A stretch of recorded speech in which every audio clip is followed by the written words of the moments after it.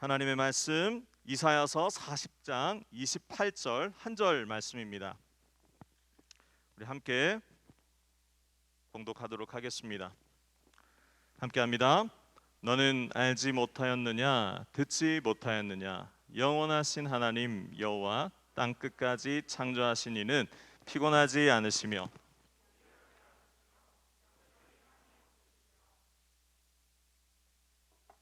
네, 모두 자리에 앉겠습니다.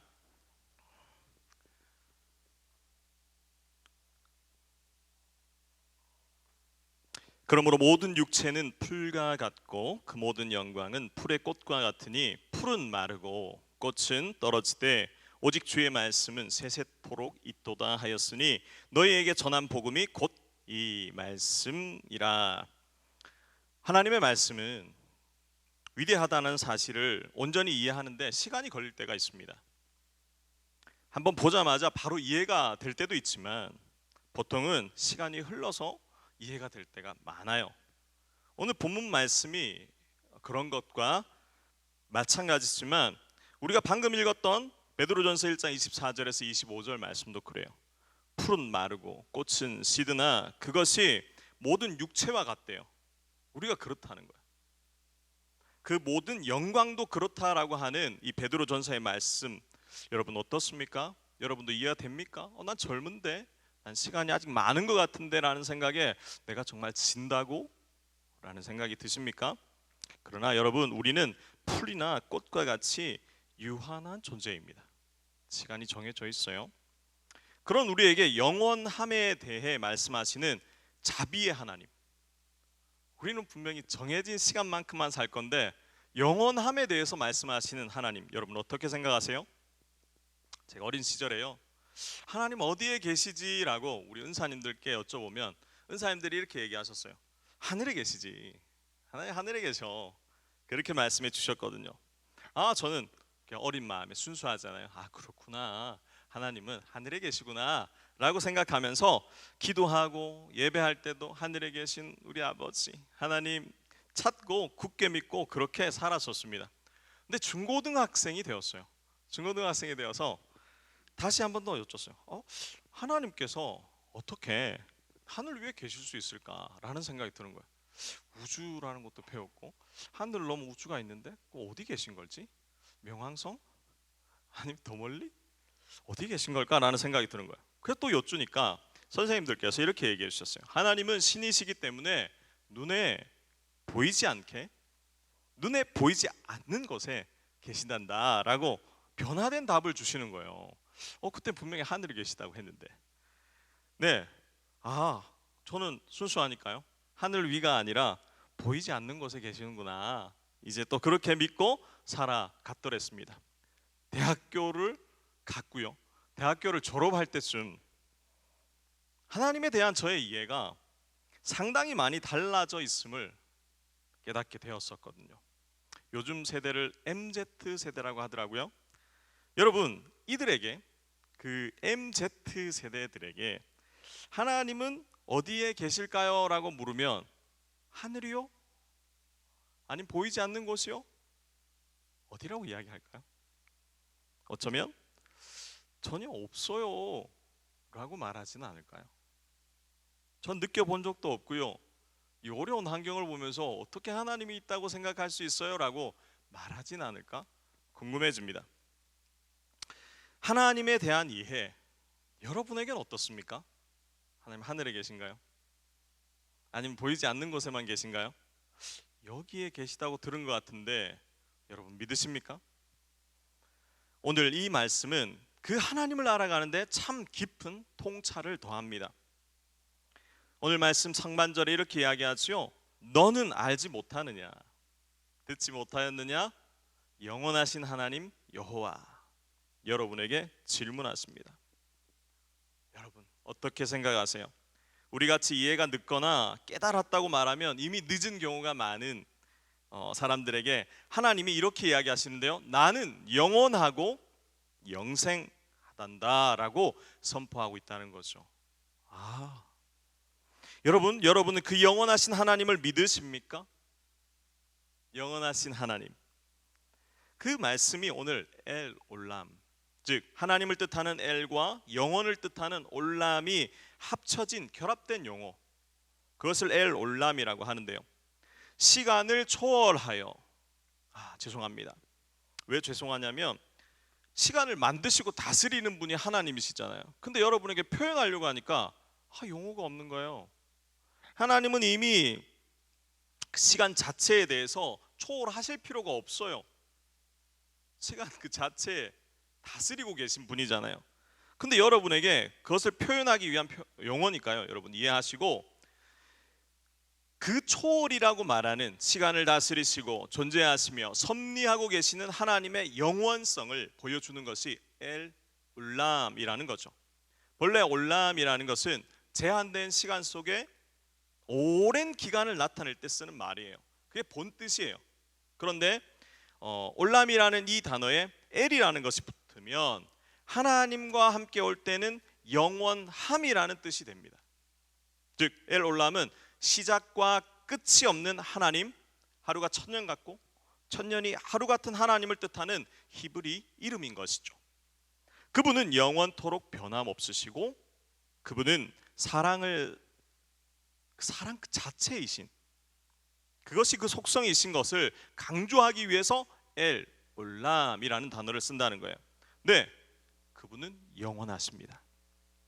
그 영원함을 우리에게 주시려 모든 시간과 공간을 초월하여 풀과 같이 썩어질 우리에게, 또 꽃과 같이 잠깐 피었다가 잠깐 멋있다가 잠깐 예쁘다가 사라질 우리에게 오셨습니다. 여러분 그 사실을 믿으십니까? 오늘 그 사실, 엘 올람 대신 하나님이 우리의 하나님 되신다는 영광의 말씀이 여러분의 영을 깨우고 죽은 영혼을 살리며 우리 인생의 바른 빛을 찾아 내딛는 초석이 되기를 소망합니다. 자, 먼저 엘 올람, 진리와 영원함을 깨닫게 하시는 분을 보겠습니다. 어떻게 하면 우리가 영원히 변하지 않을 진리와 영원함을 깨닫고 믿음으로 살아갈 수 있을까요? 영원하신 하나님에 대한 완전한 신뢰로 이 어둠의 세상과 정말 결별할 수 있을까요? 오늘 영원하신 그 하나님을 다시 알아가는 시간 6번째예요. 2번 남겼죠. 엘 올람의 시간입니다. 사실 이 영원하신 하나님이라는 말씀은 구약의 시작 창세기로 돌아가면 먼저 살필 수 있어요. 오늘 이사야서를 살폈지만 창세기에서 먼저 등장하거든요. 창세기 21장 33절에 아브라함은 브엘세바에 에셀 나무를 심고 거기서 영원하신 여호와의 이름을 불렀으며 영원하신 여호와의 이름을 불렀다라고 이야기하잖아요. 엘 올람은 이스라엘 민족이라고 말할 수 있는 그 민족성이 형성되기도 전에 아브라함의 시대 때부터 예배 의식에 사용되었다는 거예요. 하나님을 높이는 그 자리에 항상 이 용어가 사용되었다는 거죠. 하나님을 뜻하는 용어가 상당히 많아요. 근데 그 중에서도 최고의 호칭 중 하나로 예배 때마다 이 용어가 사용돼요. 아브라함은 엘의 진정한 의미시요 대상이신 하나님에 대한 명칭을 창세기 본문에서 영생하시는 하나님으로 알고 부르고 있는 것이죠. 그리고 오늘 본문 이사야서 40장 28절 말씀에도 너는 알지 못하느냐 듣지 못하였느냐 영원하신 하나님 여호와라고 우리에게 나타내십니다. 영원하신 하나님 여호와는 구약 성경에서 하나님의 백성들 이스라엘이죠. 이스라엘 자손들이 고난과 억울함과 그 어떤 정말 힘들어서 어떻게 할 수 없는 그때, 그래서 불신함으로 하나님 살아계신데 내가 이렇게 어렵다고요? 아니잖아요. 하나님 안 계신 거 아닌가요? 하나님, 그러할 때 그들에게 하나님 자신을 드러내실 때 사용한 용어라는 거죠. 엘 올람은 온 우주를 만드신 창조자로서 시간과 공간을 초월해서 영원히 존재한다는 것에 대해서 강조하여 알리시는 표현인 것입니다. 상황이 너무 어려워서 힘겨워서 견딜 수 없어서 실망과 좌절 속에 있는 그들에게 하나님은 영원한 진리를 꺼내시는 거죠. 이는 그의 존재성을 드러내는 것입니다. 근데 그것이 우리에게 한 가지 더를 시사하는데요. 그것은 바로 그의 백성들을 그 기간 돌보신다는 거죠. 여러분 이해할 수 있게 됐죠? 영원함이라고 하시는 그 하나님, 나와 무슨 상관이지라고 생각했었지만 그것을 알게 되면 어떠한 유익이 있다? 영원함 그 시간 속에 나를 붙드시고 보호하신다는 거예요. 온 우주를 만드신 창조자로서 그분이 우리와 함께 하시며 그 백성들을 돌보신다는 거예요. 얼마나 감사한 소식인지요.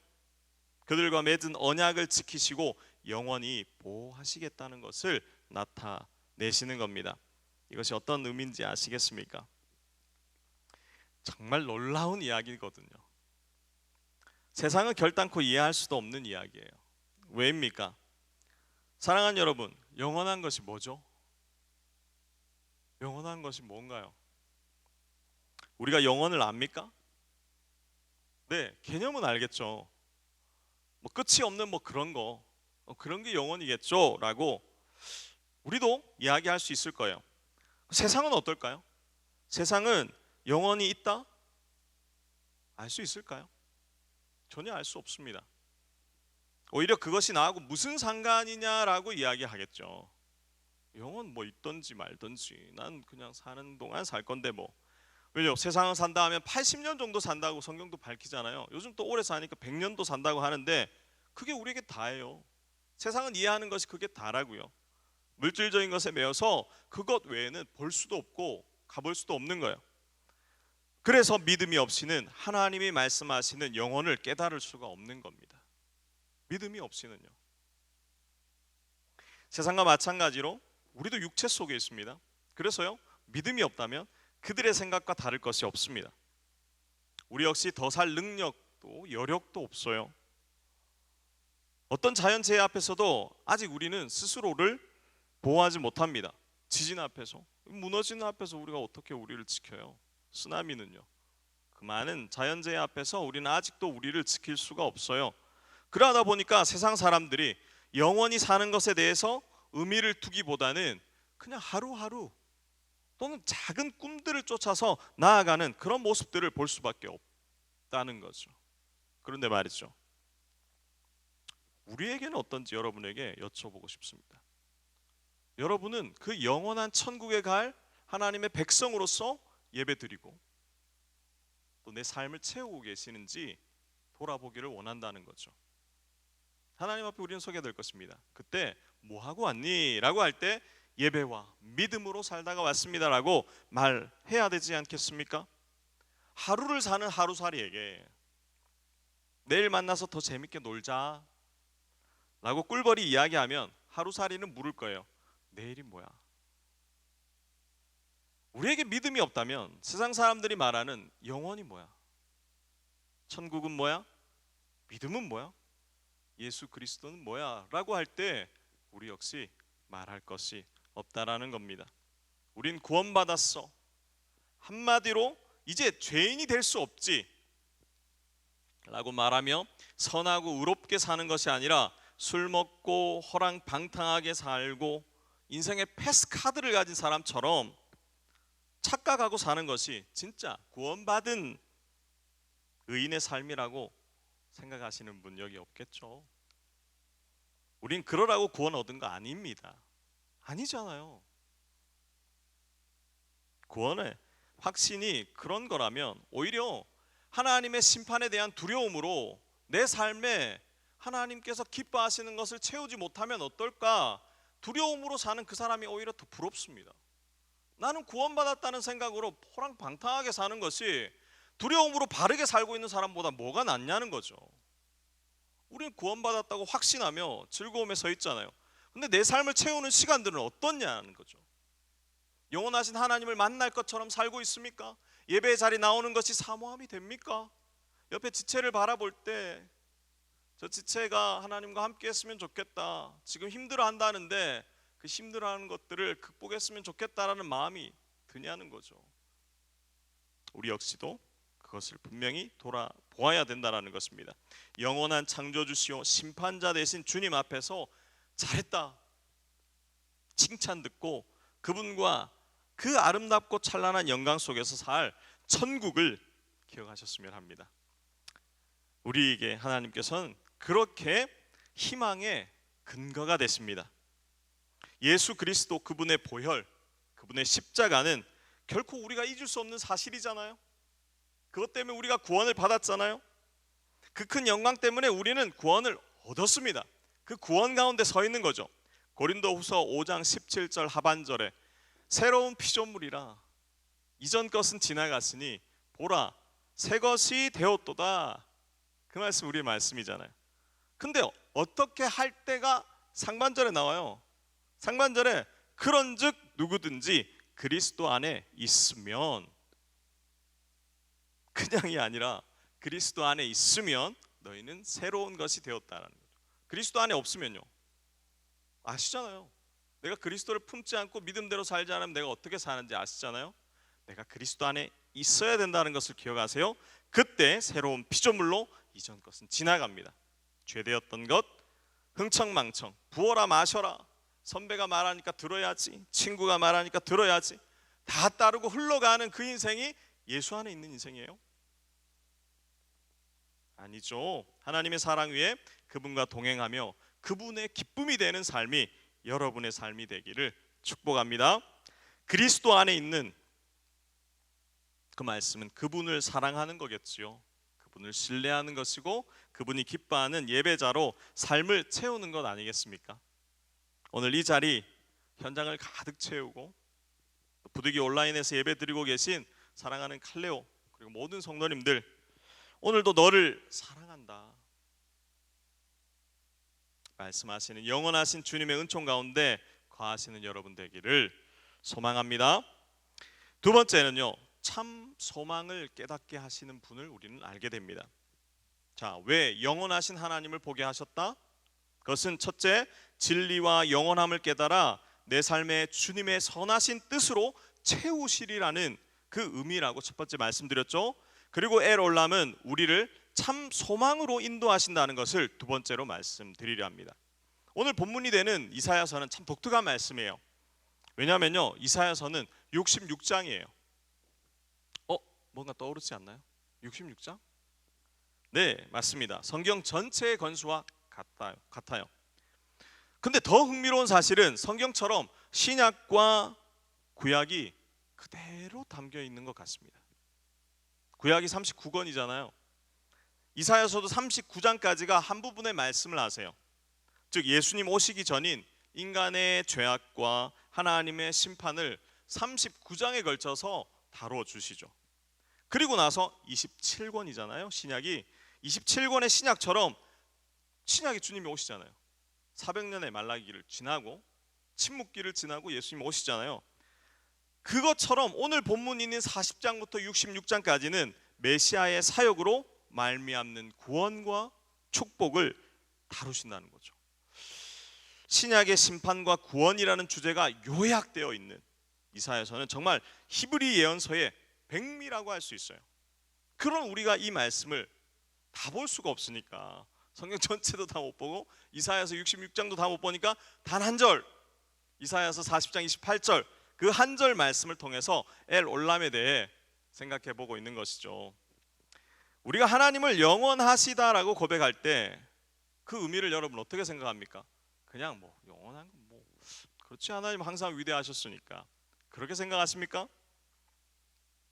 그런데 그 의미를 무한한 시간 속에 계시며 우리와 별개로 가만히 있는 분으로 생각할 때 그렇게 영원함을 받아들이기 쉬워요. 다시요, 하나님을 영원하시다고 고백할 때 여러분의 마음속에 무한한 시간 속에 계시긴 하지만 나와는 별개로 그냥 어디 무한하시지만 어디에 가만히 계신 분 정도로 생각하며 하나님은 엘 올람을 착각할 수 있습니다. 그러나 여기서 말하는 성경이 증언하는 바른 영원성의 의미는 그것이 아닙니다. 성경은 영원부터 영원까지 계신 하나님이 시간 속에 살고 있는 우리에게 끊임없이 개입하시며 하나님 자신의 영원하신 뜻을 이루고자 열심으로 활동하고 계신 것을 누누이 보여주고 계신다는 거죠. 별개의 것이 아니라 영원하신 그 하나님과 우리가 유한함 속에 있음에도 우리는 동행한다라는 사실을 말씀하기 위해 엘 올람을 우리에게 선포하신다는 겁니다. 그렇게 하나님께서는 오늘도 우리의 인생에 깊이 개입하셔서 하고자 하신 바른 일들을 하고 계시는 거죠. 믿으십니까? 그 중에서도 가장 중요한 일을 지금 이 시간도 하고 계세요. 여러분 느껴져요? 지금 하나님께서 우리와 함께 하시며 그분이 뜻하신 일, 그분이 어떤 분이에요? 세상을 창조한 분 아니에요. 능력에 제한이 없으세요. 세상을 말씀으로 창조한 분이 이곳에 함께하며 그가 가장 기뻐하는 일을 하고 있는데 그게 뭔지 아십니까? 그분은 오늘도 우리 안에 하나님의 형상을 담고 이룰 수 있도록 그 일을 하고 있습니다. 여러분이 느끼지 못한다고 하여도 여러분에게 선포하며 말씀하며 믿음 있는 자들의 반응을 통해 오늘도 하나님의 형상을 닮아가도록 인도하신다는 거죠. 이것을 신약적으로 표현하면 구원받은 그리스도인들의 인격이 우리입니다.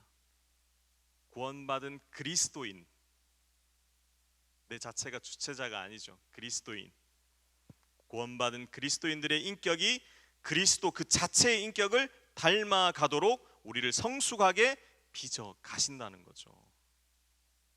아무런 일의 변화가 안 느껴지는데요, 제 마음에 뜨거움이 없는데요, 성령의 역사는 그런 거 아니었나요? 라고 하던 우리에게 하나님은 여러분이 느끼지도 못하는 그 신부를 찔러 오늘도 역사하고 계신다는 겁니다.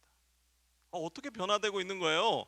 제가 어떻게 깊어지고 있는 거예요? 저 어쩌면 이 예배 마치고 또 부어라 마셔라 하러 갈 수도 있어요. 근데 제가 변화됐다고요? 네, 그렇다고요. 우리가 너무 사랑하는 예수 그리스도, 그분의 길을 여러분 아십니까? 하나님과 동등됨인데 동등됨을 취하지 않고 이 땅에 오셨어요. 왜요? 여러분 사랑하셔서요. 사랑한다고 말하고 고백하고 예배의 자리를 지키지만 또 나가면 내 맘대로 살 건데 그래도 사랑하신대요. 그분을 닮아가게 하신답니다. 그것만큼 영광된 일이 또 있습니까? 그분을 닮을 수 있다면, 아버지의 말씀이면 내가 십자가를 지는 그 어려움, 또 그 십자가 이후에 변화되지 않을 그 백성들을 위해서 단호히 십자가를 지셨던 그 주님을 닮아가게 하신다는 거죠. 이런 빚어가심의 가장 중요한 현장이 예배입니다. 나무 모임이고요, 순 모임이고 팀 사역이에요. 그곳에 주님을 믿는 백성들이 모여 하나님을 닮아가고자 나아가신다면 너무나 중요한 현장이 된다는 거죠.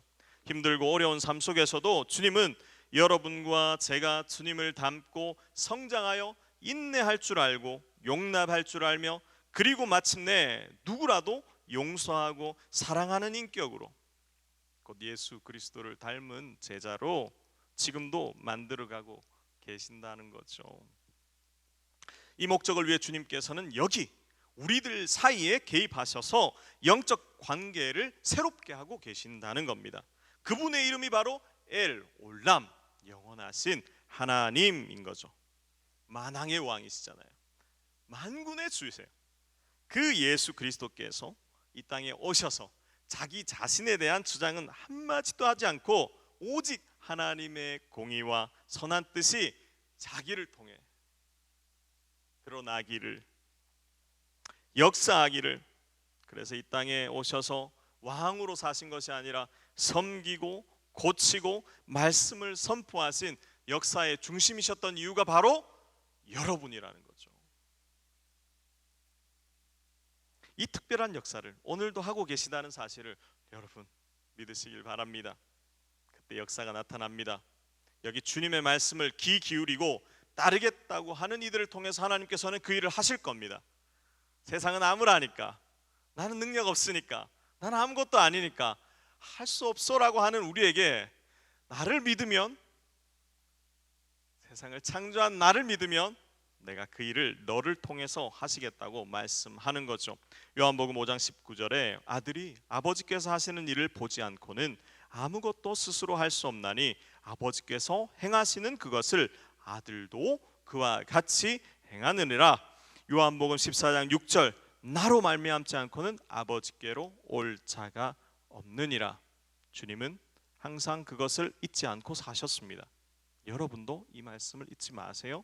영원하신 하나님이 우리와 함께 한다는 사실을 잊지 않으셔야 됩니다. 그때 예수님이 걸어가셨던 것처럼 그 축복된 길들, 아무리 어둡고 배가 고프고 힘들어도 나와 아버지가 함께 하신다라는 그 확신 속에서 하나님의 기쁨이 되셨던 것처럼 여러분의 삶들도 변화될 것입니다. 그 말씀을 어디서 약속합니까? 오늘 본문에서 약속한다는 거죠. 여러분이 예수 그리스도를 붙들 때 이사야서 40장 28절 그 이후에 31절까지 축복의 말씀이 나와요. 어떤 축복이 나오냐고요? 이 말씀이 나와요. 우리 함께 읽어볼까요? 시작. 오직 여호와를 앙망하는 자는 다른 박질하여도 곤비하지 아니하겠고 걸어가도 피곤하지 아니하리로다. 여러분 믿으십니까? 그 주님과 동행할 때 우리에게 이 역사가 나타난다고요. 코로나, 오미크론 두려운데요. 그 두려움이 어디서 왔느냐? 예수 그리스도와 동행하지 않는 나의 믿음의 없음에 찾아온 건 아닐지 여러분 고민해 보십시오. 여호와를 앙망하는 사람들은 전에 몰랐던 새 힘을 얻게 됩니다. 그것이 주님의 약속입니다. 그들은 더 높은 곳을 향해서 날개치며 올라가는 독수리처럼 솟아오를 겁니다. 그리고 다른 박질에도 피곤하지 않을 거예요. 성경에 그런 역사 많습니다. 빌립이 복음 전하고자 할 때 마차보다 더 빨리 가요. 이해됩니까? 그런 역사들이 어떠할 때요? 여호와를 앙망하는 자들에게. 그들은 가장 힘든 상황 속에서도 포기하거나 약해지지 않을 것이에요. 혼란에 빠져서 염려하는 하나님의 백성들에게 창조주 되신 하나님께서는 참 소망이요 위로인 것이라는 거죠. 오늘 하나님께서 대로를 예비하고 계십니다. 그 계획대로 길을 인도하고 계세요. 그것을 믿는 여러분에게 힘을 주실 겁니다. 여러분 힘내세요. 하나님께서 주시는 그 은혜가 여러분과 함께 하기를 소망합니다. 자, 마지막 세 번째는요, 영원한 생명 대신 예수 그리스도를 알게 된다는 것입니다. 어떨 때요? 엘 올람을 이해할 때. 하나님은 예배자를 축복하시는 분이십니다. 왜 그럴까요? 왜입니까? 당연하죠. 예배자란 그 중심에 성령을 모셨기 때문이에요. 우리가 성령이 없다면 믿음의 고백이 나온다고요? 나올 수 없죠. 찬양이 나온다고요? 나올 수 없습니다. 하나님의 말씀이 들린다고요? 들릴 수 없어요. 진정한 마음으로 예배의 자리, 현장이든 온라인이든 나올 수 있다는 것은 예수님을 신뢰하는 믿음이 있기 때문입니다. 젊은이들과 성도들이 그렇게 하나님을 사모함으로 나아가는데 어떻게 하나님이 돌보시지 않을 수 있겠냐는 거예요. 그 시작이 하나님의 계획이셨듯 성자 되신 예수 그리스도에 의해 우리는 그 은혜를 누리고 오늘 성령과 함께 이 시간 영혼에 대해서 아주 짧게나마지만 배우고 있는 것이죠. 하나님께서 영원하시다고 말할 때 이것은 헛된 세상과 헛된 세상의 군주들에게 선포하는 것이 포함되어 있어요. 여러분이 두려워하는 사람들요, 가진 사람들, 돈 많은 사람들, 능력 있다는 사람들 있잖아요. 그들에게 여러분은 한마디 못할 수 있지만 하나님은 하시고 있는 거예요. 야, 그거 너 건 아니잖아. 근데 왜 그렇게 너 것처럼 사니? 라고 하고 있는 거예요. 왜요? 영원하신 하나님만이 그 모든 것을 다스릴 수 있는 분인 것을 하나님 오늘도 말씀하고 있잖아요. 여러분 무엇을 두려워해야 될지 오늘 이 말씀을 듣고 나서 분명한 변화를 가졌으면 합니다. 세상이 여러분을 두렵게 하는 거 아닙니다. 오미크론이 여러분을 힘겹게 하는 것이 아니라 살아계신 하나님을 믿지 못하는 나의 무지함이 하나님의 능력을 의지하지 못하게 하는 거예요. 하나님은 오늘도 헛된 세상과 세상의 군주들, 위정자들에게 말씀하고 있는 것입니다. 누가 참 하나님이신지 말이죠. 예배를 드리고 예배를 받으시기에 합당하신 분은 하나님이심을 말씀하고 있다는 거예요. 그것을 시작했던 창세기에서부터 하나님은 누누이 계속해서 이야기해 온 거죠. 우리가 믿음이 없어 그것을 바라보지 못했던 거지, 하나님은 결단코 단 한 번도 영원하신 하나님이 아니셨던 적이 없었다는 거예요. 아까 말씀드렸죠. 창세기 21장 33절에 아브라함은, 믿음의 조상 아브라함은 브엘세바에 에셀 나무를 심고 거기서 영원하신 여호와의 이름을 불렀으며